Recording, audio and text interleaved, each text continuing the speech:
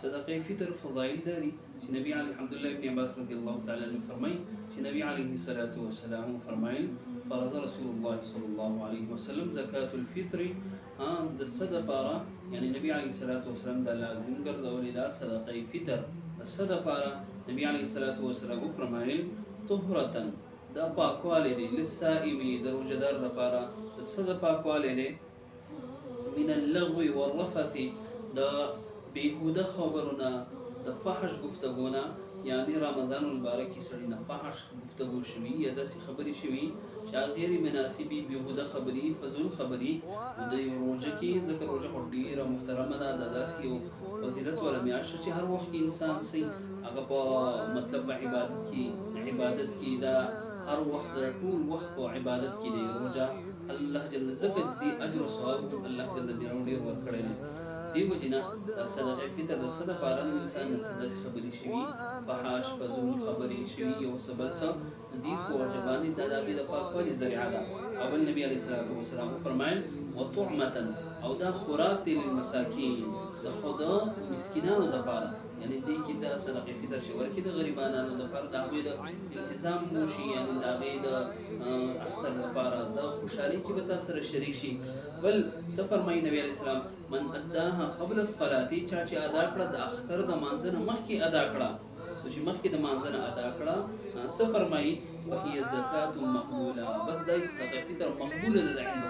الله جل جلاله گویا کې دا مقبوله وګرځوله خو لیکن نبی علیہ السلام فرمایل کچرته ومن اداها بعد الصلاه ادای کړه وروسته د مانځنه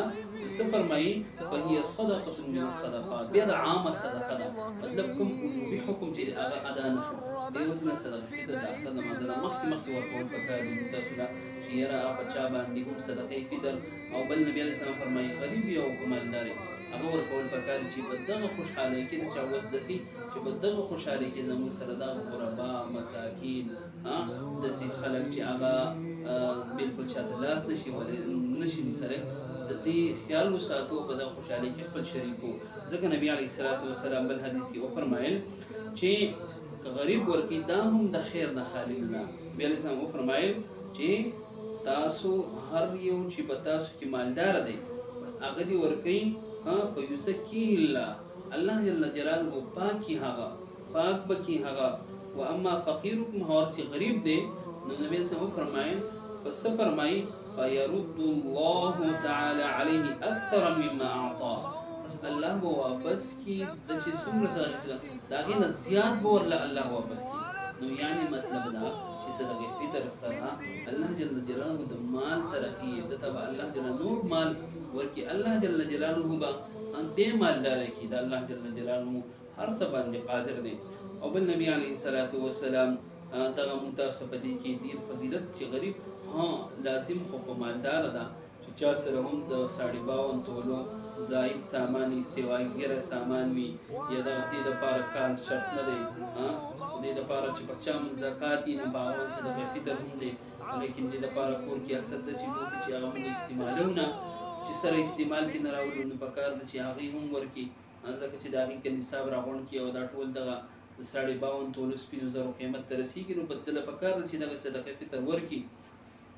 او د دې سره قاری رحمت الله مولا علی قاری رحمت الله علیه فرمای چې دا صدقه فطر چې دا پس دا د صدقه لپاره دا تزکیه للنفس د پاکوالی د نفس لپاره اول فرمای بل فرمای چې د عمل د پاکوالی لپاره مطلب دا چې په رمضان کې څومره عمل کړي آی کی کمه کو طاهر اغلی انسان دی نو هغه د معافی ذریعہ ده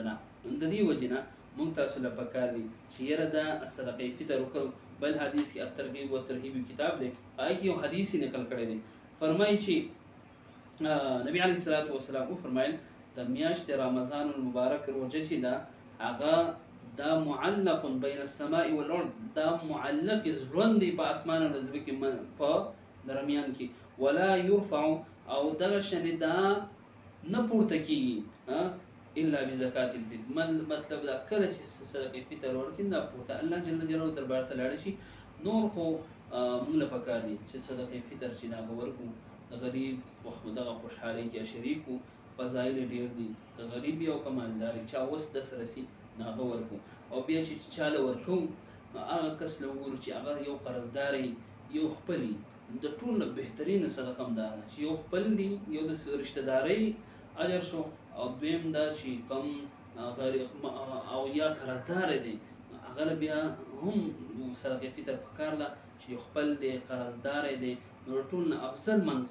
زیاده دي بس هغه ورکول پکار دي. د دین علاوه به دغه شانې رشتہ داران نه دا غینه پس به دغه شانې نیکان خلق دا غي وګورو ها کس د ورکول دي علما فرمایي ناجایز دي چې هغه به داسې فضولیات کارونه پکې بالکل اسراف کوي یا بل څه د ګناه کار پکې. نو بهتر دا چې یو نیک سړي لورکو او دغه شانې خپل د گاوند محلي نه ونباسو بل علاقې ته لري لېګل هغه مناسب نه. مسافر چې یا مسافر لپاره چې خپل کوم ځای کې دی پاتې نو بس په هغه ځای کې د هغه نصاب مطابق د هغه ځای ورکړي. مطلب اوس یو سړی مسافر په سعودي کې دی نو سعودي والا کسبه هغه د خپل د هغه حساب مطابق د پاو باندې احتیاط کول لري چې پاو باندې 2 کیلو غنمو چې څومره سره زی هغه به الته کې ورکړي. مطلب او دغه شان کدا هغه نابالغ بچو په پاکستان کې نو د هغه نابالغ بچو به هم هغه بیا ورکړي. نور هم لږ مسائل یا بیان وکړو. الله متاسو نه توفیق راکړي. السلام علیکم.